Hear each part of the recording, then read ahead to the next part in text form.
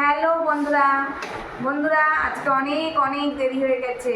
যাই হোক বন্ধুরা, শুভ দুপুর, গুড আফটারনুন। আজকে কি কি রান্না বান্না করেছি একেবারে খেতে বসেই দেখাচ্ছি বন্ধুরা, কারণ আমার বরকে খেতে দেওয়া হয়ে গেছে।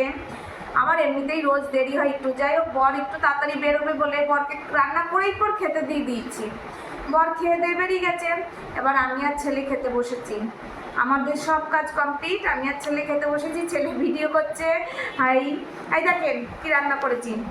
প্রথমেই আছে সাদা ভাত, সাদা ভাতের সাথে সজনে পাতা সিদ্ধ।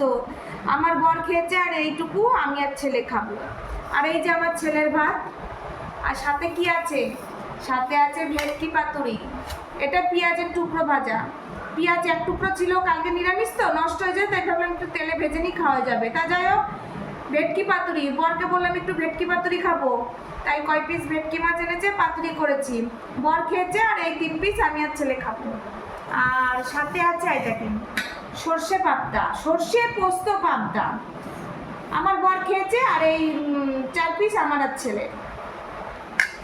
সর্ষে পোস্ত দিয়ে করেছি বন্ধুরা। সর্ষে কিন্তু আমার বর একদম পছন্দ করে না, তাও সর্ষে একটু দিয়েছি।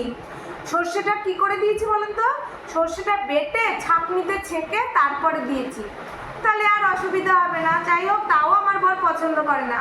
কিন্তু পাবদা মাছে একটু সর্ষে বাটা না দিলে বন্ধুরা ভালো স্বাদ হয় না। এই আমার মেনু আজকে, ভেটকি পাতুরি আর পাবদা, সর্ষে পোস্ত পাবদা।